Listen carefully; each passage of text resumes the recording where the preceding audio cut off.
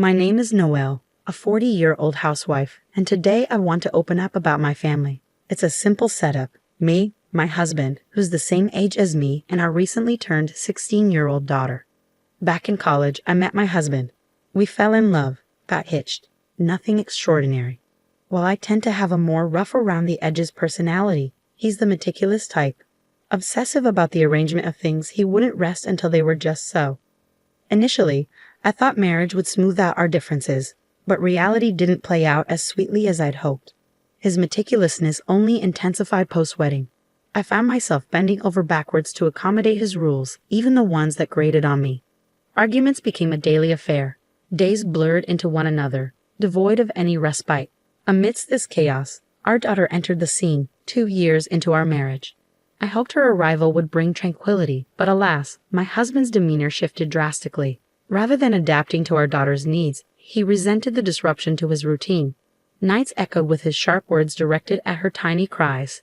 He even declared himself exempt from any parental duties, leaving me to bear the brunt of child care alone. Divorce crossed my mind countless times, but for the sake of our daughter, I soldiered on. I fought tooth and nail to shield her from his selfishness, even as it drained me. Yet, just when I thought I'd weathered the worst, fate dealt another blow. Despite my fervent prayers, our daughter's traits began mirroring her father's.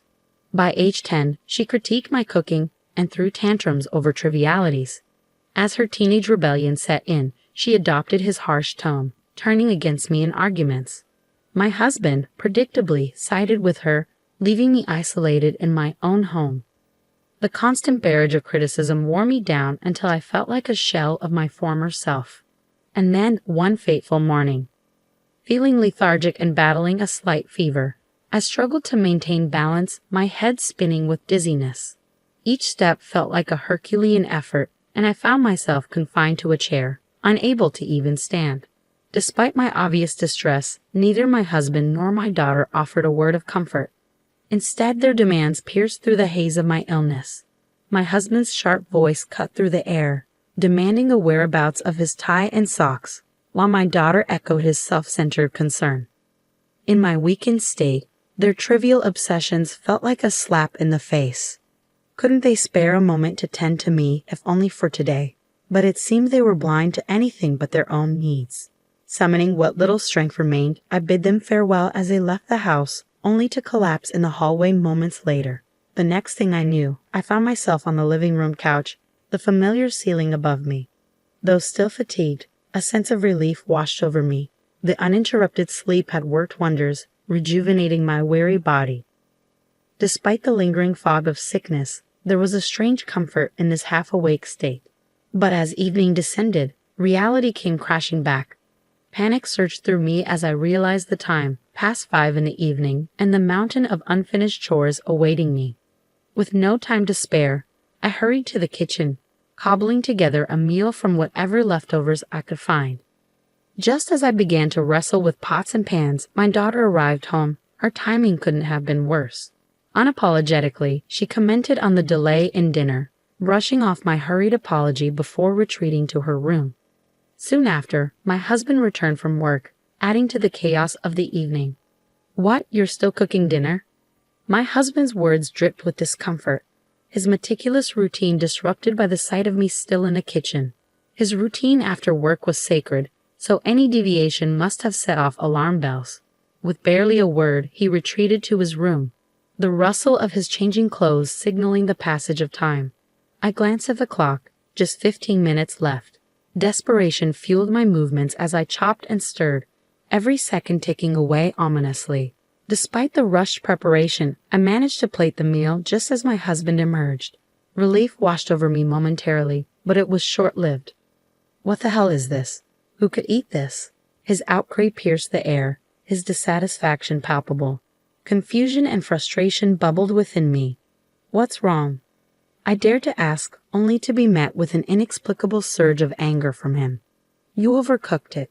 The color is off, and the vegetables aren't evenly cut," he criticized, his tone cutting. "I'm sorry, I was pressed for time today," I offered weakly, feeling the weight of his judgment bearing down on me. "Pressed for time? You're not working. You have plenty of time," he retorted dismissively, igniting a firestorm within me. As if my efforts were insignificant, as if my struggles meant nothing. Why do I have to be spoken down to by a husband who doesn't even notice my discomfort? I have no time at all. I erupted, the floodgates of frustration bursting open. His reaction was unexpected. A step back, fear flickering in his eyes. What struggle? House chores can be done at your own pace, isn't it easy? He challenged, his ignorance a dagger to my already wounded pride. Fury coursed through me. What do you know? It's not like I can just do them at my own pace. I couldn't hold back any longer. I was feeling really sick today, you know. I pushed through and made dinner, and you didn't even take a bite. How do you think that makes me feel? Tears welled up in my eyes, emotions bursting forth like a dam breaking. Seeing my husband's face pale, I managed to rein in my emotions, though I was still short of breath, dizzy from the shouting. I awaited his response, hoping for a simple apology, a shred of understanding. But his words quivered with defensiveness. Do you have any idea how much I struggle to support our family in this world? He countered. So you're saying I'm just living easy and free? That's just an excuse. I'm not your slave, I shot back, refusing to be silenced. But the tension escalated, and I sensed his anger building, threatening to erupt into something more violent. I braced myself, ready to stand my ground. Before I could utter another word, our daughter burst from her room, shock evident on her face. Your voices can be heard outside. Stop it, it's embarrassing. She scolded, her interruption a jolt to our heated exchange. As her words sank in, we fell silent, the weight of her admonition settling over us.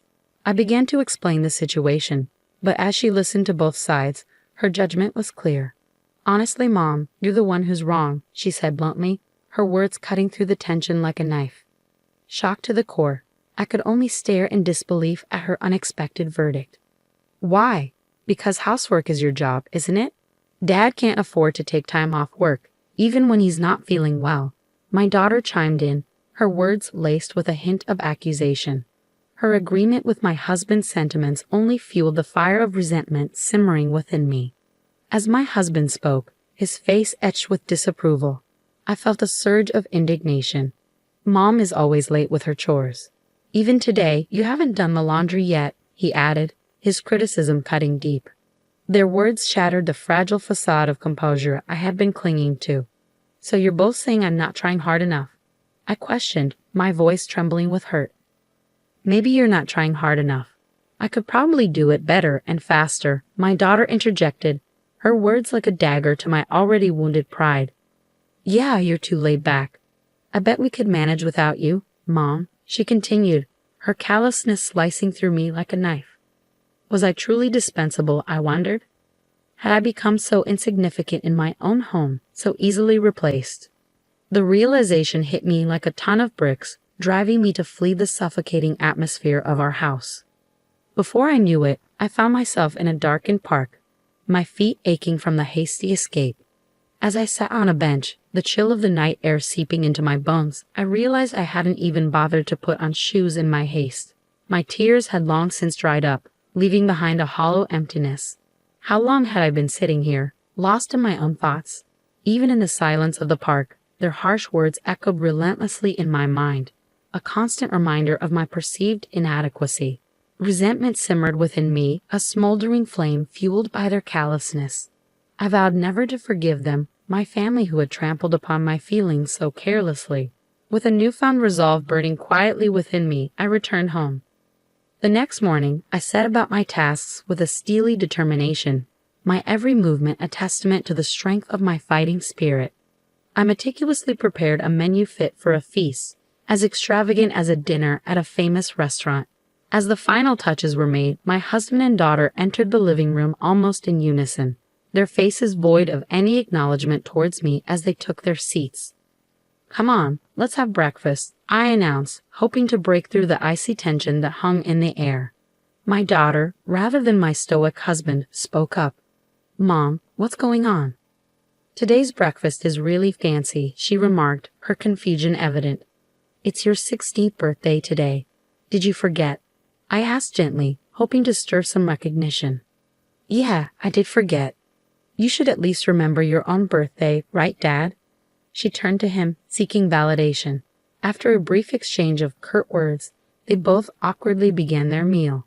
The atmosphere was strained, lacking the usual warmth and laughter that accompanied our family gatherings. It was evident they were scrutinizing my every move, perhaps unaware of the hurt they had caused or simply unwilling to acknowledge it. While I could understand my husband's aloofness to some extent, my daughter's behavior stung deeper. She was the child I had nurtured and loved, hoping she would grow into a compassionate and understanding individual. It's often said that daughters resemble their fathers, but with proper upbringing, she should have also inherited a sense of empathy and consideration. Regrets? Sure, I have them, but dwelling on them now seems pointless. Listen, I began, and just that single word shifted their expressions. What? What's going on? My husband's voice wavered as he questioned. Starting today, I'm leaving this house, I declared, and their faces drained of color in unison. Hold on, why? Why? They both protested simultaneously. You said you could do the housework better than me, I reminded my husband, my tone firm. I didn't say anything like that, he retorted, but I cut off my daughter's potential argument before it could begin. Whether you remember saying it or not, you did. And you, I turned to my husband, said I have more free time because I'm at home. It's just an excuse. He didn't respond, and I pressed on. Don't misunderstand. I'm moving to another house, starting today, but that doesn't mean I won't come back here. And stop, today's my birthday, right? You're going to celebrate, right? My daughter pleaded, her eyes brimming with tears. I chuckled at her plea, but my resolve remained unshaken. I'm sorry, but I'm serious about this, I replied calmly, watching her crumble before me. With that, I quietly stood and left the house, ignoring their desperate screams behind me. That day, I booked a hotel room nearby, then secured an apartment on a monthly basis, starting the process of building a new life. Even amidst the flurry of activity, my phone buzzed incessantly with messages and calls, apologies and pleas from my daughter. But my husband remained silent, unable to admit his fault. I kept receiving messages from him, each one more accusatory than the last. What you did was outrageous, he insisted, but I left all their messages unread, refusing to engage.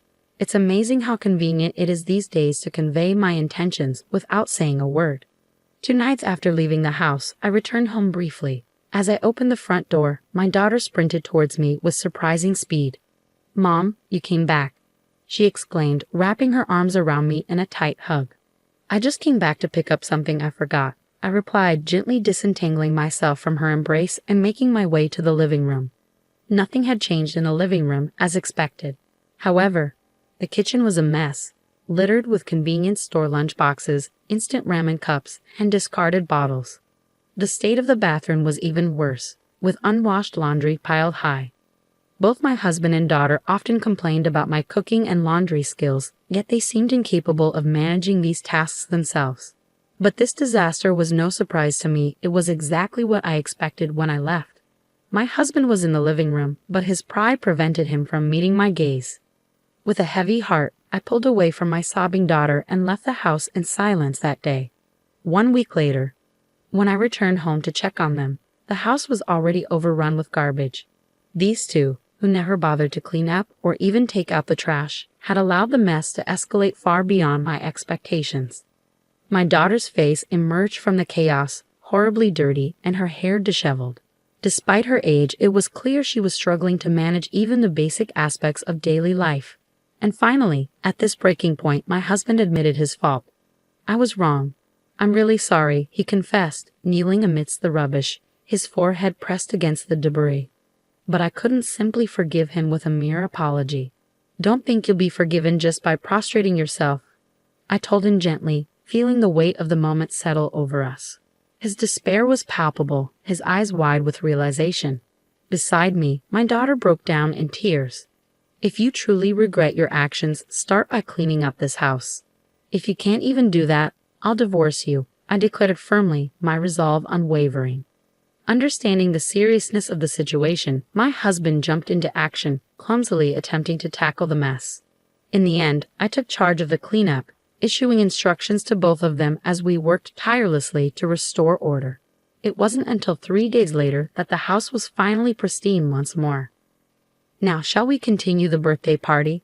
I asked cheerfully, looking down at my husband and daughter, who now sat in a freshly cleaned living room.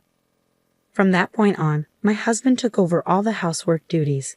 Even my daughter, who had once sided with her father, now stood by my side. Though those days were difficult and painful, I now realize they were necessary for our family to truly understand the importance of responsibility and respect.